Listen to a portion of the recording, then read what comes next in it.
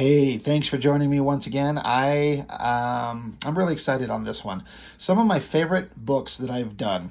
I mean, I've done a lot. I've been doing this. I've been putting up daily videos for 6 months now. And some of my favorites are these what if series, but it's these older ones where some really messed up stuff happens, and I love what they do in these books.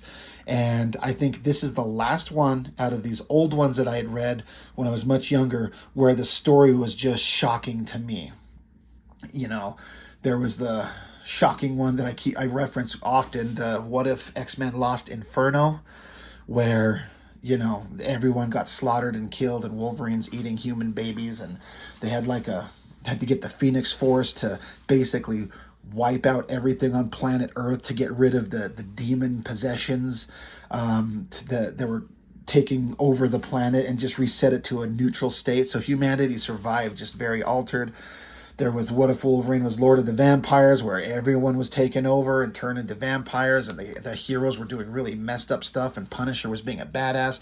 What if Wolverine was an agent of S.H.I.E.L.D., which my memory seemed to think that it had a lot of like dark elements, but it kind of didn't. It's just that Nick Fury died, and Wolverine had to take over and kind of find his place, but he actually made the world a better place by the end of that book. I feel like I'm forgetting. What if Wolverine fought Conan the Barbarian, which was an interesting one where Wolverine kind of got magically teleported. He was supposed to be involved in the Dark Phoenix saga, but the what if story is he got teleported out of time right in a crucial moment of the final battle with Dark Phoenix back into the age of Conan, and after existing there for a while, Conan accidentally gets sent back to where Wolverine was, and then Conan screwed up the Dark Phoenix battle, and she proceeded to wipe out the universe, and Wolverine lived the rest of his days with Red Sonja, which is not a bad way to live. So these stories have like some good endings, but mostly bad endings. This one, what if Marvel superheroes had lost Atlantis Attacks? Now, I have never read this book. I'm certainly aware of it. I remember when I was reading books at the time, this Atlantis Attacks thing had already played out, and so people refer to what happened. So I don't know how the original story went, but this thing, it has some wild story elements where, like, I like where they have the balls to do some crazy stuff. It may not seem that dramatic, for seeing it fresh now, but at the time, seeing superheroes that you love and always kind of prevail actually fail, that's really interesting to me. So it, of course, has a standard. The Watcher's explaining, this is the story that was going on. He is the Watcher, and he shall explain. You got the Silver Surfer. You got these other characters that they're involved with. And I guess it's doing like a basic recap of what was going on with the Atlantis attacks. But an alternate version happened. And I have to also say, this artist, I don't think it says on the front page here, I can't remember. We'll see when it flips to it. But like these are not great drawings. And so I remember reading this thinking the art was not great, but somehow it kind of got kind of good as the story progressed. But anyway, let's see. They have this serpent god that entered their reality here, this like 7-headed giant like snake god. And it says here, finally they found their 7 brides for their 7-headed god. Each woman would bear the progeny of Set. They would then go on to rule other dimensions in their father's unholy name. So somehow he's got all these women characters from the Marvel Universe. You got Jean Grey, you got Sue Storm. I'm sorry, I don't know who that is. She-Hulk, Storm. God, I almost called it Dagger, and Scarlet Witch. And like they're going to be the brides of Set, the snake god. Like, okay, all right, well, that's messed up. All right, so yeah, all right, Jim Valentino's script. That's probably why it's good. He knows how to write a story. Rick Levins on pencils and Ralph Cabrera on inks. Never heard of these guys. Never heard of them. Like, this is not a great drawing of the Watcher's face. It's, I don't know. It feels like a guy trying to like mimic some style that they're not used to doing. This is made in May 91, so Jim Lee's becoming popular, Liefeld and McFarlane. So I wonder if they're trying to emulate this cross-hatchy giant face and eye, and I don't know, but they're just not doing very well. So it's saying here, like, the demons, gods did not account for the opposition he faced from Earth's many super beings, and thus his plans were foiled by the combined strengths of one of the greatest gatherings the heroes of the world, the greatest gathering of heroes the world had ever seen. So that's how the original Atlantis attacks played out, right? But there are other realities where not even this proud assemblage would prove enough. Other worlds that would know firsthand the chilling answer to the fateful question, what if Set had come to Earth? Like, all right. So it starts out with, it begins with Namor, the noble submariner, actually dies in a ship's explosion in the Panama Canal. Thus, he will not be there to turn the tide of the battle when Lyra's undersea stronghold is later stormed. The tragedy is compiled when the Punisher and Moon Knight are unable to stop the manufacturing of the Save Our Society drug, when they too fall under its influence and become mindless serpent men. So already it's like, wait, what? The Punisher and Moon Knight, they're turning into like snake people. Okay, what the fuck? The final nail in this reality's coffin occurs when Thor is unable to convince his half-brother Atum to come to the aid of their mutual mother Gaia, the Earth goddess. Thus would Thor unleash the power of the Demagogi, whom Atum will become. I don't know what all that's getting at. I'm sure that's more story stuff that I've just never ever read. But the concept is, all these things happen that make this nightmarish world come to be. Quasar fails. The Fantastic Four kind of felt. This was interesting because they're fighting this monster thing, and one of Set's 7 heads seeks to swallow the Fantastic Four's strongman. And though the thing struggles mightily, he is lost. Like, this thing just swallows him. So all of a sudden, the thing from the Fantastic Four is gone. And then, so Doctor Strange is doing his cool magical shit, but then all the snake gods just turn their heads to him and just burn and vaporize him. The Thunder God returns to Set's dimension in time to see several of the monster heads turn on Doctor Strange and incinerate him. In his righteous anger, the Thunderer lashes out against the monster, never noticing the golden amulet which falls from the sorcerer's scarred body. But as the Serpent God is more out of this dimension than in, Thor quells his berserker rage long enough to realize that the battle will not be won here. And with the mystic might of Mjolnir, he creates a dimensional vortex to Earth, where he will take up the battle anew. So lots of setup to just get to the point where this is where everything kind of failed. And then back on Earth, Set's body does indeed make it through the interdimensional aperture created by the giant serpent crown, much to the delight of Gaurer and Lyra. I don't know who these people are. Much to the chagrin of Thor's teammates, the Avengers, who seek to release the 7 brides from their enemies' clutches. But again, it's like little bits and pieces, like this stupid 7-headed dragon snake monster Set. Like, we've already lost Namor, we've already lost Doctor Strange, we've lost Ben Grimm, but it's just they keep picking away at him right here.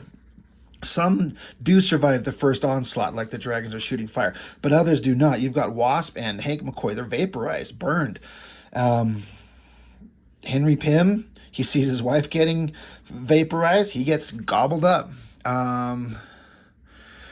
The Set monster kills these two that were stupid enough to worship him. And it's basically like, as Set turns his full attention towards the brides, the Avengers pick up the bodies of their fallen friends and depart, realizing as they go that the brides are in no danger and that they have to regroup. So it's like, this scene always stuck with me. It's like Captain America and Iron Man are like dragging each other away. Like, we can't fight this thing. We can't defeat him. And these are like Earth's mightiest heroes. Like, shit. So anyway, they regroup. You got Thor. You got the remaining Fantastic Four. Avengers assemble. Black Panther, Captain America, Wonder Man, Hawkeye. I guess the best he could do for Iron Man is just draw his little boots sticking out there.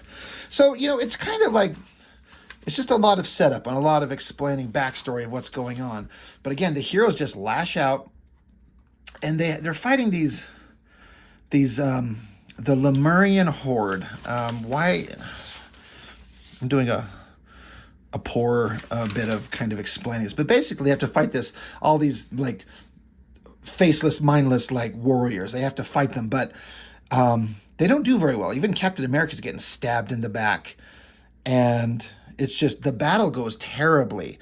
And you see all these characters like getting killed here and there. I never did understand why there were two Human Torches, but I'm guessing one is like there's that original one that's like a robot, and then the actual Johnny Storm.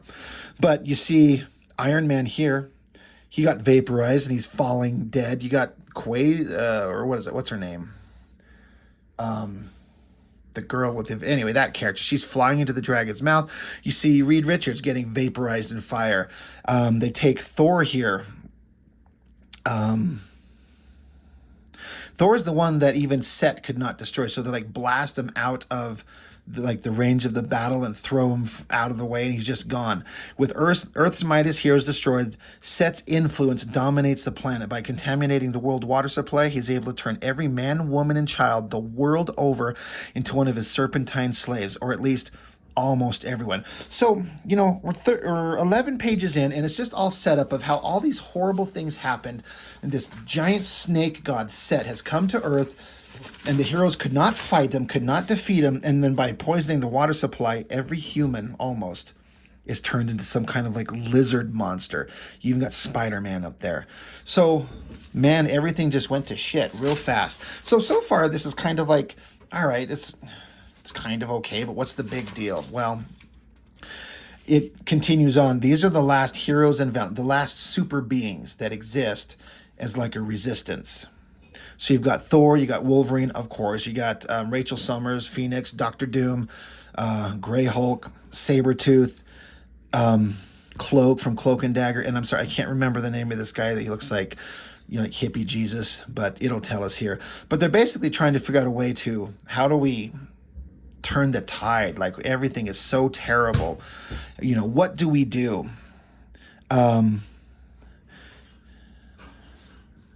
Let's see.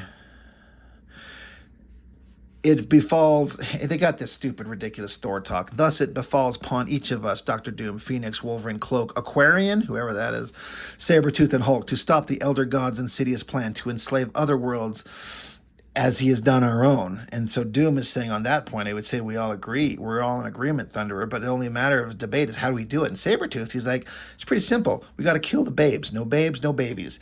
And here I thought you're supposed to be a rocket scientist. So they got those 7 brides, all those major, female characters that were like possessed or whatever. They're going to give birth to these horrible monsters. And Thor's like, you would go and just kill women? And women you even know? And even Dr. Doom is like, hold on, Thor. Sabretooth disrespectful tone towards me aside. A breach of manners you shall pay for in time, mutant. And Sabretooth's like, anytime, Rusty. Dr. Doom says he does have a point. The brides are the key to the master plan. He's like, he's right. I mean, like, that's what we got to do. Even Wolverine chimes in. You got to admit, they're right, Thor. And besides, they ain't the women we knew anymore. I say it's better they die by our hand rather than the monsters. We owe it to the memory of who and what they were. But he's saying, one thing, though, I get Marvel Girl. It's personal. And so, there's always, when you got especially Sabretooth and Wolverine on the same team, there's always going to be clashing, and they're kind of yapping at each other. Sabretooth's getting mouthy, but, Hulk sits his ass down.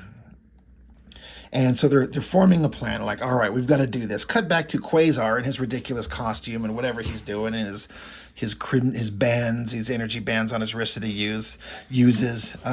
He's having a little moment of how everything's all screwed up. That's fine. We turn our attention to Times Square, and Set is this giant, he's grown to be this giant monster. He's like skyscraper sized. And so the heroes are looking down there, and like they've got a lot of protection. And so they say here, look, Thor's team is attacking. That's our cue. So you can see up here some of the characters there. And it says here, we'll catch up to Thor's team on page 30. So they're like, there's 2 teams, two goals. And we're going to stay with these guys. We're going to catch up to Thor's team's battle soon enough.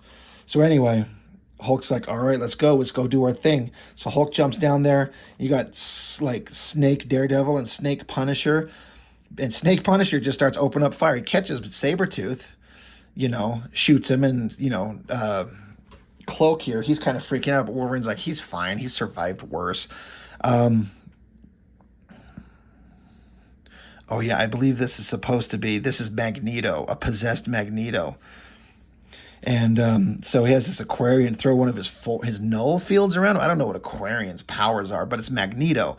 So he's able to kind of basically contain him in a force field. And Wolverine's like, hey, could you open up just a small little slit in this thing, just big enough I can put my hand into? And Aquarian's like, I can, sure, it's done. Why? What are you going to do? And Wolverine just slips his arm through the opening and puts his claws through his throat, kills him. And this Aquarian guy's like, did you have to do that? He's like, yeah, you better just get used to it because the world's gone to hell and we have to do difficult shit like this. So let's just go. Anyway, you got the Hulk jumping down. There's like, Lizard Colossus. He just hammers down on him. I always thought this was interesting. Hulk is saying to himself, I hit this kid with everything I had and he's still breathing. So he's kind of surprised. Then you see a Lizard Rogue showing up. So Hulk uses Lizard Colossus and just smacks him, just like hits her with like a baseball bat, sends her flying. Meanwhile, down here, we've got Cloak, and you've got the members of the New Mutants. Cannonball, Sunspot, Richter, Boomer, and weird robot guy. He just lets them get absorbed into the folds of his cloak. Like, that's awesome. He's like, I don't have to kill them, but I can remove them from the battlefield. So that's awesome. This is where the book suddenly started kind of getting interesting to me. Like, holy shit, like, this battle is getting serious. Wolverine's taking out people, Colossus and Rogue. I love these characters, but Hulk is smacking them around. Hulk picks up Colossus and snaps his back, just pops him. Spider-Man shows up, and so Hulk just grabs him and slams his head down into the concrete ground, kills him. So he kills Colossus, he kills Spider-Man, and then Rogue is coming, so he just punches her into orbit. And as far as I know, Rogue cannot survive in outer space. We just kill 3 people just like that. And that is what a strong Hulk should be. If he's like unleashed, he should be practically unstoppable. So we're coming back to we're back with Sabretooth. But you notice, because back over here on the previous page, they were talking about we're going to catch up with Thor's team soon enough. So they're doing their battle. And then now you look in the background, there's Set, and then there's a giant Phoenix Force glowing there. What the hell's going on? I was always like, oh shit, what's going on over there? But Sabretooth, he's playing dead. So stupid Lizard Punisher's coming up, just sneaking up, and Sabretooth is waiting to draw him in for the kill. Kills him dead. Daredevil shows up, Lizard Daredevil, and Wolverine's like, yeah, you're good, no doubt about it, but Wolverine's like, there's just one problem. I'm the best there is. And so he kills him dead there. And, Aquarian here, he's like, Wolverine, Sabretooth, the Hulk, they're all so vicious and savage. Killing seems to come like second nature to them. I do not share their bloodlust. Every life is precious to me. Every being has value. Even the possessed lizard creatures, dude, I cannot murder these men. They are not to blame for this most horrible fate. I must find some way to spare their lives. So Cloak's like, well, just throw them into my folds. We'll just get rid of them. And he's like, okay, great. They do that.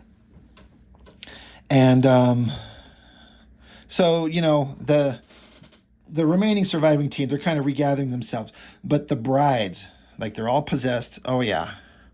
Andromeda, I guess she's somebody from Namor's world. I don't know who that is. I'd actually never heard of that one, but all these others. The girls are coming, the possessed brides of Set. So Storm comes along, and I have to say, suddenly the artwork got more interesting. Like, these drawings, that's a good drawing. I like the fight scenes here. It's suddenly this artist who was very bland and boring at the beginning. He got really good. Storm shows up. Sabretooth not taking her too seriously, but she vaporizes him with lightning, boom, and just a flaming skeleton drops to the ground. And Wolverine's looking on like, oh shit, Sabretooth is done. She-Hulk shows up and like takes a couple shots at Hulk, but he's like, you're always strong, but you're not as strong as me, so there's no question how this battle's going to turn out.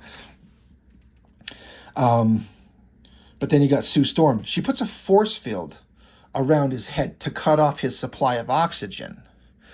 So continuing over here, you got Jean Grey using her mental abilities to throw Wolverine around, and the Scarlet Witch, she gestures and lets loose her mutant hex power. It has the ability to affect probabilities, such as the unlikely probability that Wolverine's molecules would suddenly become antimatter. Thus, when it comes into contact with the positive matter of the Aquarian's null field. So it's kind of a bullshit like mutant power. Basically, she can just affect probability, so it kind of makes her able to do anything. But she turned Wolverine into antimatter, and he come into contact against Aquarian there. Boom, all that's left is his metal skeleton. Wolverine is done. Back with the Hulk, he's approaching Sue Storm. He's like, I can hold my breath a long time, long enough to take her out. But he notices all these girls come along, especially She-Hulk, and they're trying to knock the wind out of him. So he may not be breathing, but they're trying to make him exhale his breath so he can't survive any longer. There's a smart kind of tactic going to it. You got Dagger, Storm, and the Scarlet Witch throwing all these energies and stuff at Cloak, and he just folds up and vaporizes. He's overloaded. His cloak begins to fold in on itself, and he's gone. So, as is the fun part with these what-if stories, like these characters are losing horrific, battles in the worst ways, and it's kind of fun. And again, stupid Scarlet Witch, she's just kind of the key to everything. She uses her one final hex to just revert Hulk to Bruce Banner, and then they just smash his head in and he's done. And then we're cutting back over to here. We're back with Quasar. He's got the quantum bands, and he finds Doctor Strange's little magical eye thing. And so he's like powering up.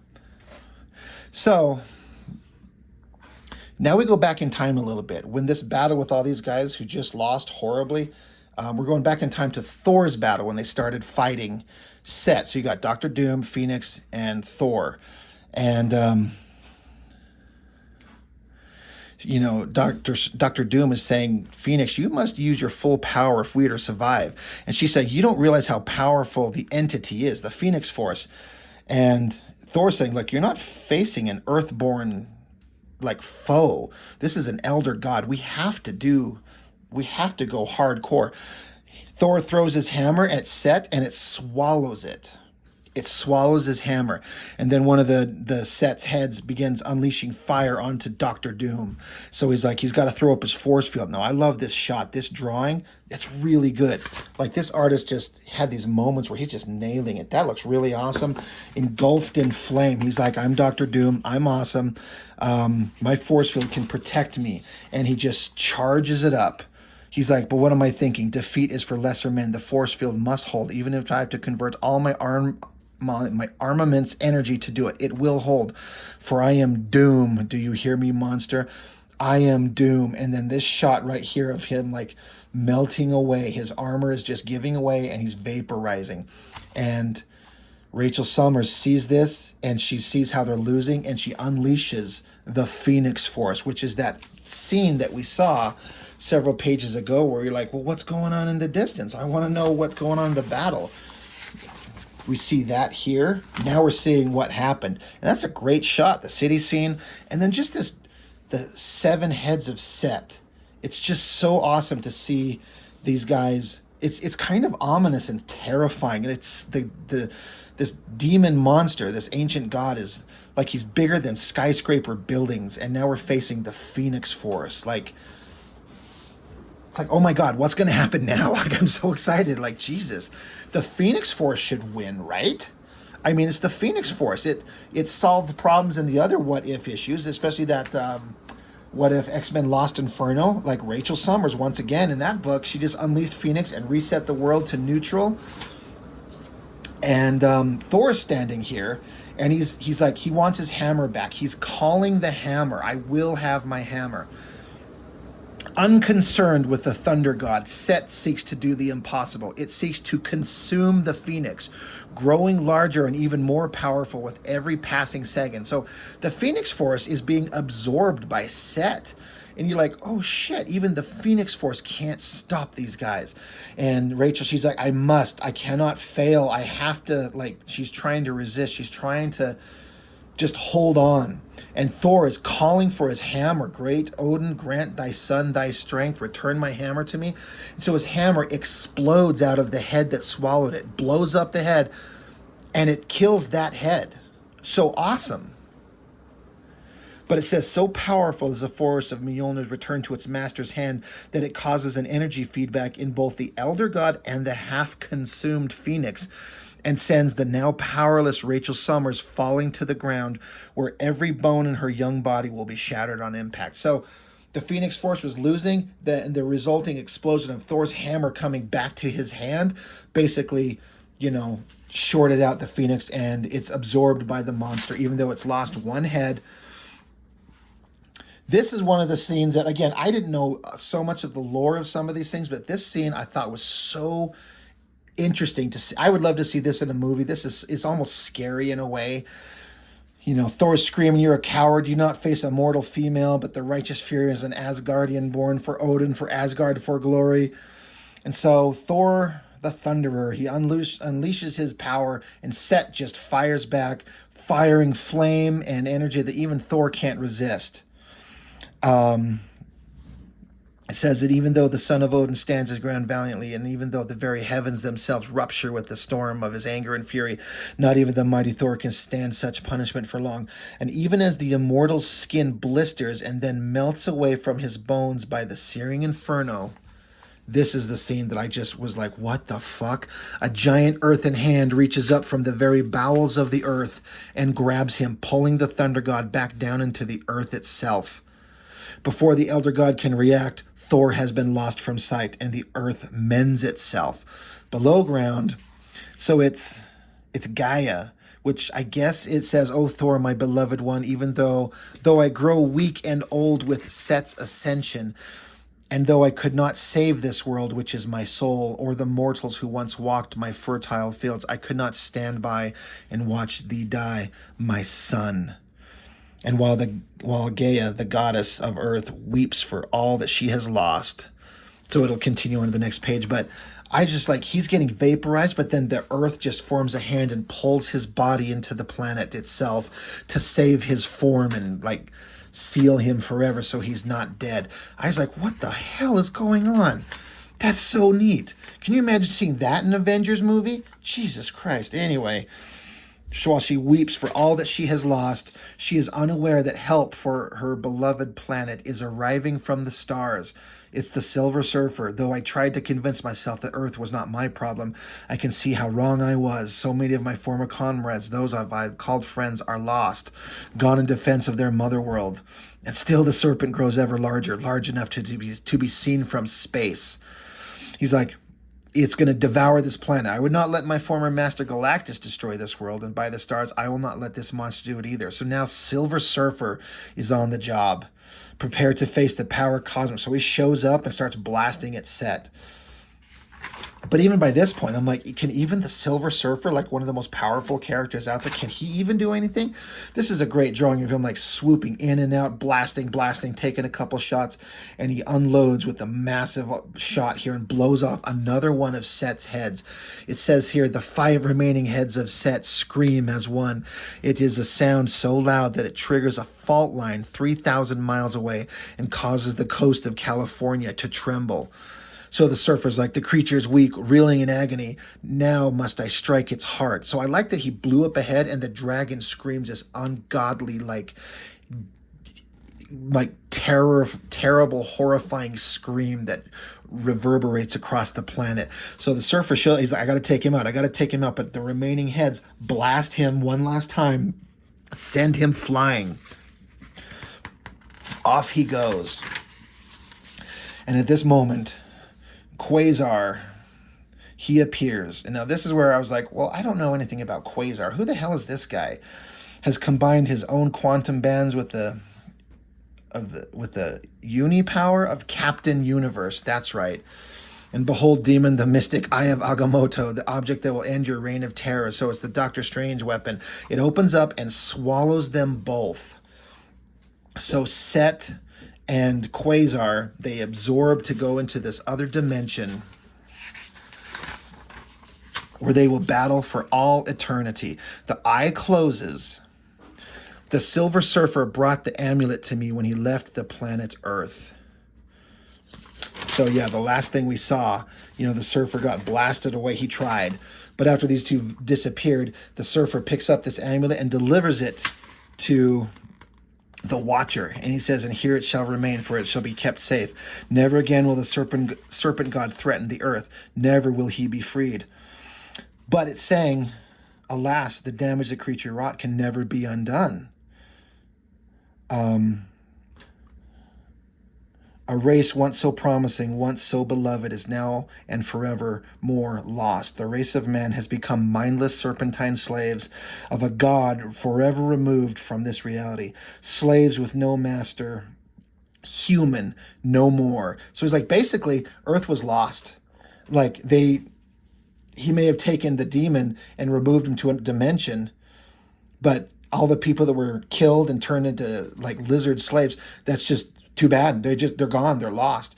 And so he says, but what of the brides, you ask? Yes, they did survive the confrontation, but not, alas, the birth of their sons. So it was always said that those 7 Marvel heroines were supposed to give birth to the sons of Set, and they did, and it killed them. It says, for their sons, you see, each in his turn consumed his mother at birth, adding her power to his own, and as they grew to maturity, they ate the other humans as well, considering them as they did mere fodder left for them by their malevolent sire. Upon reaching their own age of ascension, each of the sons of Set found his way into other dimensions where they would rule in their father's obscene name, and where their own sons would be born and begin the cycle anew and conquer still other dimensions of their own. And, dear friend, your reality might be next. And that's it. And so I thought that was like, holy shit, after all that battle, all those characters, everyone dies, everyone loses, these monsters just are birthed, and then it's just interesting because you got these like possessed lizard creatures, but they're kind of mindlessly walking around. They don't care that these giant snakes are going around gobbling them up. They're like zombies. They just don't care what's going on. But then it just ends with them saying they just go on, cross into new dimensions, start the cycle over, and it could come to your world next. I'm like, this is the most bleak ending, I think, of all the what if stories that I have read. And I love it. And then it gets into some funny stuff. What if the Punisher was a herald of Galactus? There's a planet. He blows it up. And Galactus is like, Frank, you're supposed to find them, not blow them up. So that's a funny little thing. So that's basically it. It started out kind of confusing to me because I didn't know anything about Atlantis Attacks. It started out kind of visually boring because I didn't like the artist, but as the story went on, the story got great, the artwork got pretty damn good, and it ended on a really dour, like sad note, and I love it. I think that's so neat. So fun little story. I think it was really fun. I enjoyed it a lot, and it's a pretty kind of horror themed story, and there's a lot of interesting visuals and neat ideas in there that I wish that I've said this before, I wish the animated What If series on Disney Plus would do stuff like this. This would be awesome, but you're never going to get that kind of awesomeness. So anyway, that's all I've got for now. As always, thank you so much for joining me, and I will see you on the next one.